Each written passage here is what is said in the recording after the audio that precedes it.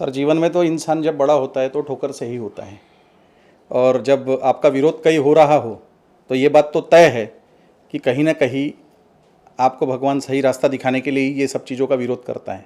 क्योंकि मेरा ऐसा एकदम पर्टिकुलर मानना है कि परेशानियाँ आपके जीवन में इसीलिए आती हैं क्योंकि आप उसको सॉल्व करने का ताकत रखते हो, और आप ही के पास उसका सोल्यूशन होता है करके ही वो प्रॉब्लम्स आपके पास आती है।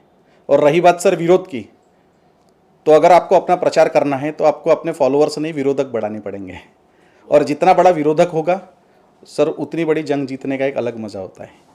शानदार, ये शानदार बात आपने कही सर कि अगर आपको अपना प्रचार करना है, अगर खुद को प्रमोट कराना है तो आपको प्रचारक नहीं विरोधक बढ़ाने होंगे, और वो विरोध करते हैं। सर बहुत सारे लोग घबरा जाते हैं क्रिटिसिज्म से, विरोध से, आलोचना से, बुराइयों से, पीठ पीछे की बातों से, गॉसिप्स से, उससे कैसे ओवरकम करें फिर? सर सबसे पहली बात तो मैं लोगों को सिर्फ यही बात बताना चाहूँगा कि वो व्यक्ति कौन है, उसका लेवल क्या है, उसकी सोच क्या है, वो क्रिटिसाइज क्यों करना चाह रहा है। क्योंकि आपके सोच के पहले, आपके स्ट्रांग माइंड सेट के सामने वो आपका विरोध नहीं करने की क्षमता नहीं रखता करके वो आपके प्रति विरोध की भाषा यूज़ करता है। वो आपको समाज में वो स्थान दिखाना चाहता है जो वो खुद उपलब्धि से प्राप्त नहीं कर सकता। तो ऐसे लोग ये हमारे लिए प्रचारक ही बन के आते हैं, और कोशिश हमेशा से ये होनी चाहिए कि लक्ष्य से ना भटके, क्योंकि लक्ष्य लोग जो है वो कपड़ों की तरह बदलते रहते हैं। जिस प्रकार से आज हमने कोई ड्रेस पहना और उसको बदल दिया, उसी प्रकार से अगर हम अपने लक्ष्य को अगर जीवन में बदलते रहें तो मुझे नहीं लगता कि आप एक स्ट्रांग माइंडसेट के साथ जीवन के किसी एक पर्यायी रास्ते पर पहुंच पाएंगे, किसी अंत पर पहुंच पाएंगे सर। लेकिन लक्ष्य जो है वो कितना बड़ा या कितना विशाल डिसाइड किया जाए जिसे हासिल करने में बहुत वक्त लग जाए, या फिर जिसके लिए आप पूरी जिंदगी समर्पित कर सकें? सर सबसे पहली चीज तो इस दुनिया में कोई चीज ईजी नहीं है। बिना समर्पण के आपको कोई चीज नहीं मिलेगी, और समर्पण और त्याग की भावना ये आपके मन में हमेशा से रहनी चाहिए। क्योंकि मेरा ऐसा मानना है कि सफलता सिर्फ उन्हीं कामों को करने से मिलती है जिन्हें करने का मन नहीं करता। और जब भी जीवन में सफल इंसान वही हुआ है, आपने कभी भी इतिहास अगर देखा होगा तो सफल वही इंसान बनता है जिसके मन में वो काम करने की कभी इच्छा जागती नहीं कि शायद मैं ये कर लूँगा, और वही काम वो कर लेता है सर। हमारे पास कई ऐसे उदाहरण हैं कि जिन्होंने इतिहास में अपना परिचय पूरी दुनिया को कराया है, और कोशिश मैं यही कर रहा हूँ कि इस आधुनिक युग में क्यों ना मैं किसी एक ऐसी चीज़ के साथ चलूँ जिससे पूरे लोगों के पास जो सबसे ताकतवर चीज़ भगवान ने बनाया, जिसे माइंडसेट कहते हैं, आज उसी के ऊपर काम करने का एक अलग सा मजा सर मुझ में है। सो मैं कोशिश कर रहा हूँ कि लोगों का टेक्नोलॉजी के तरफ एक रुख मोड़कर उनको टेक्नोलॉजी के बारे में अवगत कराऊं। ये मेरी सोच उनके प्रति एक जागरूक होती है सर। कैसे टेक्नोलॉजी के प्रति अवगत कराऊं या उन्हें प्रेरित करूं, कैसे ये होगा? सर सबसे पहली बात है कि 1940 में 10 रुपए में काम चल जाता था, तब टेक्नोलॉजी नहीं थी। तब आपने देखा होगा कि हमारे पूर्वजों का जो स्तर था कमाने का, उनके पास में सिर्फ एक ही मानसिकता थी कि 10 रुपया है तो मेरी जिंदगी बहुत अच्छी है। लेकिन 20 साल के बाद जैसे ही जीवन 1960 के ज़माने में आता है, हमारे घर के लोगों को आपने देखा होगा कि 1 जीरो बढ़ गया, तब उनके माइंड में यह आया कि साला अब तो ज़िंदगी में 100 रुपया बन गया। अब जिसके पास में 100 रुपया है वो व्यक्ति के मन में ये बात क्लियर हो गई कि मैं अगर जीवन में 100 रुपये कमा गया मतलब मैं बहुत बड़ी ज़िंदगी जी लिया। फिर जीवन का एक नया स्तर फिर 1980 में आता है, तब 1 जीरो और बढ़ा। तब हमने देखे कि जिसके पास 1000 रुपया होता था वो व्यक्ति ज़िंदगी बहुत अच्छी काटता था। उस समय का कमाई का स्तर बहुत कम था, जहां कमाई के सोर्सेस बहुत कम थे वहां 1000 रुपये भी उस समय में मायने रखते थे। लेकिन जब 2000 का जमाना आया और 1 जीरो बढ़ा, तब हम 4 अंकों में आए सर। तब हमारे भारतीय संस्कृति के हिसाब से वो बाप ऋणी मानता था अपने आप को, और अपनी लड़की की शादी ऐसे व्यक्ति से करता था जिसकी इनकम 10,000 रुपये महीना है। और जिस व्यक्ति की इनकम 10,000 रुपये महीना होती थी वो व्यक्ति अपनी और अपने पूरे परिवार की परिभाषाओं को लेके चलता था। लेकिन सबसे अच्छी बात हमने देखा 2000 के ज़माने में, जब कोरोना जैसी बीमारी ने हमको घेरा। अब आवश्यकता ऐसी थी सर कि आज 1 जीरो और बढ़ा। आज 1 लाख रुपए महीने की आवश्यकता पर व्यक्ति को है। आज अगर आपकी खुद की कमाई अगर 1 लाख रुपया महीना नहीं है और आपकी उम्र 1960 के हिसाब से अगर देखा जाए तो आज अगर 40 से 50 साल की हुई है तो सर हमारे भारतीय संविधान के हिसाब से और हमारे जीआर के हिसाब से 58 साल के व्यक्ति की रिटायरमेंट हो जाती है।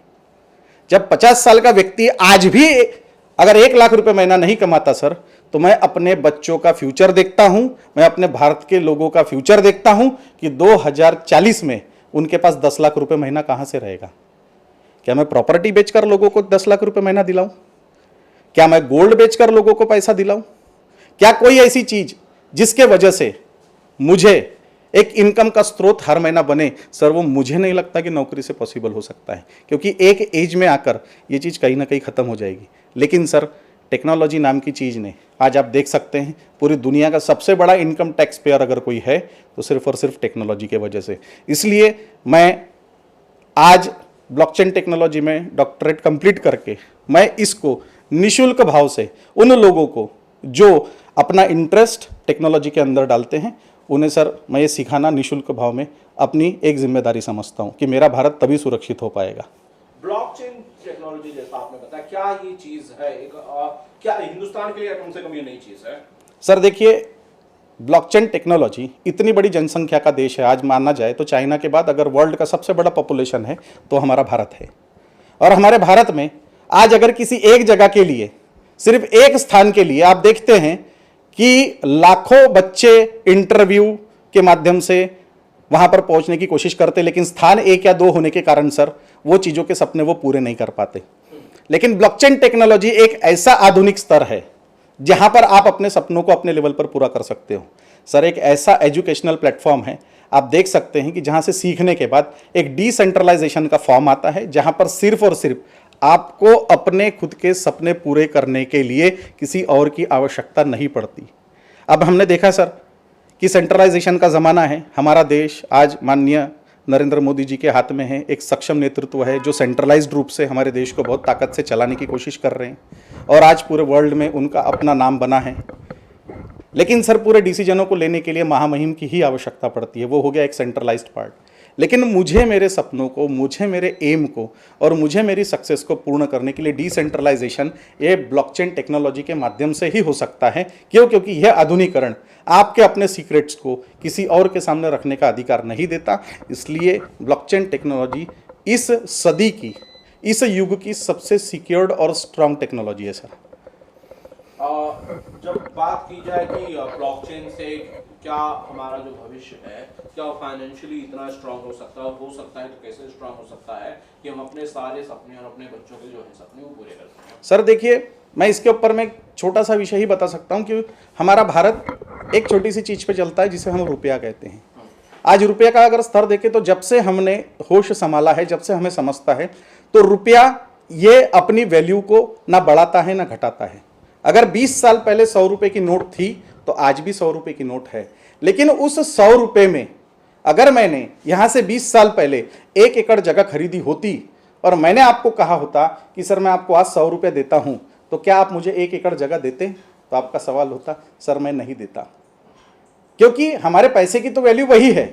इसीलिए माननीय नरेंद्र मोदी जी ने आज क्रिप्टो नाम की चीज जो इस दुनिया में जन्म ले चुकी है, उसको हमारे भारत में एक क्रिप्टो एसेट के जैसे हम इसको यूज कर सकते हैं, ले सकते हैं, जिस पर आपको टैक्सेशन देना भारतीय संविधान का अधिकार बनता है। ऐसे सूत्रों को लेकर ब्लॉकचेन टेक्नोलॉजी के तत्वाधान में क्रिप्टो को एक एसेट्स के रूप में हमारे देश में मान्यता मिली है। मैं माननीय सुप्रीम कोर्ट का और माननीय हमारे देश के प्रधानमंत्री नरेंद्र मोदी जी का मनपूर्वक स्वागत करता हूं और उनके डिसीजन का मैं इसीलिए स्वागत करूंगा सर, क्योंकि हमारे इंडिया में, हमारे भारत में सबसे कम अगर कोई चीज़ है तो वो है रोजगार। और यहाँ पर आत्मनिर्भर बनने का इस टेक्नोलॉजी के माध्यम से सबसे सुनहरा अवसर आज के दुनिया में सबको मिला है। तो मैं इस टेक्नोलॉजी को सबसे सुरक्षित और सबसे बेस्ट और आने वाले युग के लिए, आने वाले बच्चों के लिए, आने वाले फ्यूचर के लिए सबसे अच्छी टेक्नोलॉजी मानता हूँ सर। डॉक्टर अमित चौधरी साहब, ऐसा है कि क्रिप्टो को लेकर बहुत सारी सवाल हैं, लोगों के मन में डर है कि भाई इसका हिंदुस्तान से नहीं कहीं और किसी देश से चलता है, कहाँ से चलता है कोई जानता नहीं है, और हमारे पैसे कहीं डूब ना जाएं, हम इसमें पैसे लगाएंगे हमारे पैसे डूब जाएंगे, एक दिन ये भाग जाएंगे, गायब हो जाएंगे। ऐसे भी सवाल लोगों के मन में होते हैं, उनका क्या जवाब देते हैं आप? सर देखिए, मैंने आपको अभी ब्लॉकचेन टेक्नोलॉजी के बारे में बताया, लेकिन ये ब्लॉकचेन टेक्नोलॉजी कितने प्रकार की है, पहले तो हमको वो प्रकार समझना जरूरी है। आज ब्लॉकचेन टेक्नोलॉजी 4 प्रकार की है। सबसे पहला आता है सर प्राइवेट ब्लॉकचेन, दूसरा आता है पब्लिक ब्लॉकचेन, तीसरा आता है हाइब्रिड ब्लॉकचेन और चौथा आता है सर कंसोर्टियम ब्लॉकचेन। अब प्राइवेट ब्लॉकचेन वो है जिस प्रकार से आप अपने मोबाइल में व्हाट्सअप यूज़ करते हैं, और आपने देखे होंगे कि आप व्हाट्सअप पर एक ग्रुप बनाते हैं जिसमें आप अपने पसंदीदा लोगों को उस ग्रुप में लेते हैं, जब चाहे तब उनको रखते हैं, जब चाहे तब निकालते हैं। बोलने का मतलब यही है कि जब कभी भी धोखा होता है क्रिप्टो में या ब्लॉकचेन में, वो सिर्फ इसीलिए होता है कि कोई कंट्रोल एक व्यक्ति कर रहा है। अब जो किसी भी चीज़ की कंट्रोलिंग किसी एक व्यक्ति के हाथ में रहेगी तो वहाँ 100% धोखा होने के चांसेस है, स्कैम होने के चांसेस है। लेकिन ब्लॉकचेन टेक्नोलॉजी की सबसे स्ट्रांग अगर कोई चीज़ है तो सर वो है पब्लिक ब्लॉकचेन, और इसका संपूर्ण रूप से उदाहरण है बिटकॉइन, और संपूर्ण रूप से उदाहरण है सर इथेरियम, जिन्होंने पूरे दुनिया को पिछले 9 साल से 11 साल के बीच में यह दिखा दिया कि हम आधुनिक तौर पर, टेक्नोलॉजी के तौर पर इतने बड़े हो चुके हैं कि शायद आज लोगों को उनको खरीदना भी बहुत मुश्किल सा हो गया है। उसका प्रमुख कारण यही है क्योंकि उसकी टेक्नोलॉजी बहुत स्ट्रांग है। आज हम मोबाइल यूज़ करते हैं सर, आज हम व्हाट्सअप यूज़ करते हैं। व्हाट्सअप पे क्या है, क्रिप्टोग्राफी लगी हुई है, इसलिए मुझे अपना मैसेज इंटरनेशनल लेवल पर किसी भी देश में भेजने के लिए किसी प्रकार की तकलीफ नहीं होती, क्योंकि पीयर टू पीयर होने के कारण और इनक्रिप्टेड होने के कारण सिर्फ मैं जिसको भेज पा रहा हूं वही इस चीज़ को देख पा रहा है, किसी तीसरे व्यक्ति का इन्वॉल्वमेंट नहीं है। और यहाँ स्कैम्स और धोखे हमारे देश में इसलिए होते हैं सर क्योंकि हमारे देश में किसी भी चीज़ के लिए हम मध्यस्थी ढूंढते हैं, गारंटर ढूंढते हैं, वारंटर ढूंढते हैं। और मेरा ऐसा मानना है सर, जहाँ ज़िंदगी में किसी भी प्रकार का एक्सपेरिमेंट न हो वहाँ पर आपको धोखा ही मिलेगा, क्योंकि आपकी ग्रेविटी और आपकी फोर्सेस आपको कुछ करने में अलाउ नहीं करती। इसलिए ये टेक्नोलॉजी सबसे आधुनिक और सुरक्षित है, यहाँ स्कैम होने का सवाल नहीं उठता। जैसे मैं इस देश के लोगों को देखता हूँ सर कि आज आपके भी जेब में 500 की नोट होगी और यहाँ उपस्थित सभी लोगों के जेब में 500 की नोट होगी। क्या मेरा आपको एक सवाल, इसका आंसर आप दे पाएंगे सर? और वो है कि क्या 500 की नोट असली है या नकली है, इसका ज्ञान आपको है? अगर ये बात मैं आपसे पूछता हूँ तो आप बोलेंगे अमित जी शायद मुझे नहीं है। तो सर हमको आज भी जिससे हम व्यवहार कर रहे हैं उसकी असलियत और उसकी नकलियत जानने के लिए हमारे पास कोई सोर्सेस नहीं है, लेकिन इतने अच्छे सोर्सेस ब्लॉकचेन टेक्नोलॉजी के आपके पास है, तो सर ऐसा सीखने का मजा मैं क्यों न लूँ? और मेरी करेंसी ये तो किसी के हाथ में है। शायद देश में हमने इसका अनुभव लिया है 2016 में, जब माननीय प्रधानमंत्री जी के माध्यम से हमारे 500 और 1000 की नोट हमें बंद होती दिखी, तब 500 की नोट फिर से नहीं आई इस दुनिया में। लेकिन देखा गया सर कि पुरानी 500 की नोट और नई 500 की नोट की वैल्यू सेम ही थी, सिर्फ कलर चेंज हुआ। क्या उनकी वैल्यू बदली? नहीं बदली सर। तो एसेट्स में हम देखते हैं कि हमारी अगर वैल्यू फ्लक्चुएट नहीं होती, हमारी एसेट्स में कोई वैल्यू बढ़ती और घटती नहीं, तब तक के सर हमारी सोर्सेज भी नहीं बढ़ती, ना हमारी एबिलिटी बढ़ती है। डॉक्टर अमित चौधरी, मेरे को सवाल आपसे पूछना, आपने कहा कि ब्लॉकचेन टेक्नोलॉजी में आप लोगों को फ्री का ज्ञान देंगे, उन्हें बताएंगे, सिखाएंगे, उन्हें ट्रेन करेंगे। अगर मैं एक नॉर्मल पढ़ा लिखा आदमी या आप बहुत कम पढ़ा लिखा आदमी, मैं इसमें जानना चाहता हूँ, अगर मैं इसमें दिलचस्पी सिखाऊं, अगर मैं आपसे सीखना चाहता हूँ ताकि मेरा भविष्य जो है वो सुरक्षित हो, तो कैसे होगा? मैं आप तक कैसे पहुँचूंगा या आप मुझे कैसे सिखाएंगे? सर इसके लिए एक सबसे सिंपल सी बात है कि आपको किसी प्रकार का एजुकेटेड होने की आवश्यकता नहीं है। सिस्टम कभी भी ये नहीं बोलता, ब्लॉकचेन टेक्नोलॉजी भी कभी ये नहीं बोलती कि आपका एजुकेटेड होना जरूरी है। सबसे सिंपल सा मार्गदर्शन ये है कि आपके मन ने आपको ये चीज़ का आंसर दिया कि मुझे ये चीज़ सीखनी है, आपका इंटरेस्ट है, आप मुझे जूम के माध्यम से, स्काइप के माध्यम से, ऑनलाइन के माध्यम से, या पर जहाँ पर भी मेरी ट्रेनिंग्स होती है वहाँ पर आप निःशुल्क इस सेवा को ले सकते हैं। मेरा सर एक ही एम है कि जिस प्रकार से लोगों को मोबाइल में इंटरेस्ट है, लेकिन मोबाइल किस टेक्नोलॉजी से बना है, कैसा बना है, उसके ऊपर कोई जानकारी नहीं है। लोग तो सिर्फ डुप्लीकेसी के माध्यम से, यार मेरे दोस्त के पास ये मोबाइल है तो ये मेरे पास होना चाहिए, ये दृष्टिकोण से लेते हैं सर, लेकिन उसके अंदर की टेक्नोलॉजी को सुनना पसंद नहीं करते। बस उसी प्रकार से सर मैं लोगों तक इस टेक्नोलॉजी को इसलिए पहुंचाने के लिए इंटरेस्टेड हूँ क्योंकि आने वाला समय मात्र और मात्र ब्लॉकचेन टेक्नोलॉजी का है। क्योंकि इंटरनेट से भी अगर कोई पावरफुल चीज़ इस दुनिया में है तो है ब्लॉकचेन टेक्नोलॉजी, जिसके मार्गदर्शन में आपने देखा होगा कि एशिया के सबसे बड़े अगर इनकम टैक्स पेयर अगर आज कोई है तो मात्र और मात्र ब्लॉकचेन टेक्नोलॉजी के वजह से ही है। तो सर आपको इसके लिए बहुत ज़्यादा टेंशन लेने की ज़रूरत नहीं है। आप जब भी दिल से याद करेंगे सर, आपको इंटरेस्ट है, हम ब्लॉकचेन टेक्नोलॉजी के बारे में पूरा निःशुल्क रूप से अवगत कराने की कोशिश करेंगे। डॉक्टर अमित, क्या पैसे लगाने की भी ज़रूरत होती है? कोई मिनिमम अमाउंट है जो हमें लगाना होता है? सर एक तो सिंपल सा आंसर मैं आपको दूंगा कि ये कोई खरीद फरोख्त का बिजनेस नहीं होता है, ये होता है वैल्यू के अगेंस्ट में वैल्यू का लेन देन। मैं एक छोटी सी बात जो दुनिया के एक माइंड में बैठ चुकी है कि मैंने प्रॉपर्टी खरीदा, मैंने प्रॉपर्टी परचेस किया। सर ये मेरे हिसाब से गलत सवाल है। क्यों? क्योंकि वैल्यू के अगेंस्ट में वैल्यू का एक्सचेंज होता है। ठीक है। तो पैसे के अगेंस्ट में अगर आपने एसेट्स लिए तो वैल्यू के अगेंस्ट में वैल्यू सिर्फ एक्सचेंज हुई। अगर हम इस सवाल को लेकर चलेंगे सर कि आपने इसमें खरीद फिरोख्त की, तो मेरा ऐसा मानना है कि खरीद फिरोख्त का ये धंधा नहीं होता है। ये बिजनेस है टेक्नोलॉजी को एक्सटेंड करने का, टेक्नोलॉजी को सीखने का, अपने एसेट्स को वैल्यूएबली अपने पास रखने का और उसके माध्यम से एक वैल्यूएबल चीज को दूसरी वैल्यूएबल चीज से एक्सचेंज करने का।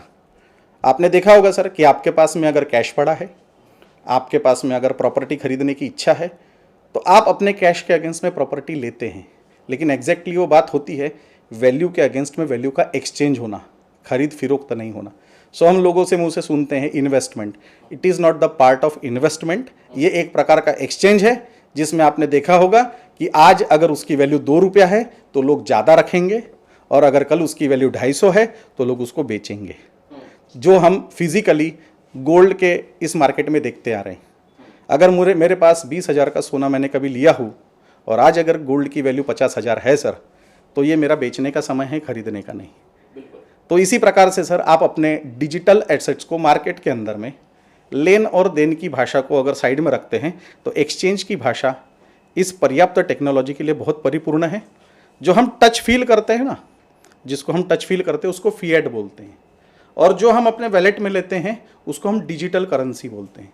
तो हम अपनी फिएट की वैल्यू को डिजिटल वैल्यू में एक्सचेंज करने का काम करेंगे तो यहाँ पर खरीद फिरोख्त नहीं होती sir, it is a part of exchange. और जब मेरा आपसे लेन और देन एकदम सीधा सीधा हो चुका है तो सर लाइबिलिटी नाम की चीज़ ब्लॉकचेन टेक्नोलॉजी किसी पर नहीं रखती है। इसलिए शायद पूरी दुनिया आज ब्लॉकचेन टेक्नोलॉजी की दीवानी है, और ब्लॉकचेन टेक्नोलॉजी एक ऐसा है कि मुझे अपना खुद का परिचय पूरी दुनिया में करने का एक मौका इसके माध्यम से मिला है सर। ठीक है, आपको जो अगर कुछ ऐसा जो मैंने नहीं पूछा जो मेरे से छूट गया, if you want to add then please go on. Sir इसमें बस मैं एक छोटी सी बात युवाओं के लिए बोलना चाहूँगा कि आज ज़माना आधुनिकीकरण का है, टेक्नोलॉजी का है। समय के हिसाब से अपने एसेट्स को, अपनी वैल्यू को अपने खुद के कंट्रोल में रखें सर। आज किसी को पता नहीं था कि कोरोना नाम की बीमारी भी इस देश में आएगी। आज देश दुनिया को हमने बिना किसी गलती से घर में बैठते हुए देखा। क्या हम उस दिन अपनी वैल्यू को बना पाए? नहीं। तो हमें काम क्या आया सर? हमको काम में आया सिर्फ हमारा डिजिटलाइजेशन। काश अगर मेरे परिवार का कोई सदस्य विदेश में होता और वो कोरोना से ग्रसित होता तो शायद मैं यहाँ से अपनी करेंसी को एक्सचेंज करके वहाँ तक नहीं पहुँचा पाता सर, क्योंकि यहाँ की सभी सुविधाएं बंद हो चुकी थी। लेकिन जहाँ पर ब्लॉकचेन टेक्नोलॉजी होने के कारण मात्र कुछ सेकंडों में ही मैंने अपने टोकन्स को, अपने कॉइन्स को बहुत सरलता से विदेश में भेजा, जिसके वजह से मैं अपने परिवार के सदस्य को बचा पाया। ऐसे कई लोगों के मुंह से इस प्रकार की बातें सुन के सर मैं प्रेरित हुआ। मैंने कोरोना के समय पे ब्लॉकचेन टेक्नोलॉजी जैसी चीज़ों पर पढ़ना शुरू किया, और आज मुझे गर्व है कि मैं अपनी देश की सेवा के लिए इसमें एक डॉक्टरेट की डिग्री को लेकर लोगों तक निःशुल्क भाव से पहुंचना चाहता हूं। मैं आप सभी से निवेदन करूंगा सर, प्रयास वो नहीं कि हम कमाने के लिए करें, प्रयास वो होता है कि जो हमारी नॉलेज को बड़ा करता है। और अगर आपने अपनी नॉलेज को जितना ज़्यादा बड़ा किया, हो सकता है कि इस देश का सबसे आखिरी व्यक्ति आपसे परिचित हो और आपको वो दुआ मिले जो आप अपने मन में लेकर चलते हैं। बस इन्हीं शब्दों से सर मैं आप तक की यही मैसेज पहुंचाना चाहता था कि कोशिश करिए कि ब्लॉकचेन टेक्नोलॉजी आपके जीवन का महत्वपूर्ण हिस्सा बने। धन्यवाद सर।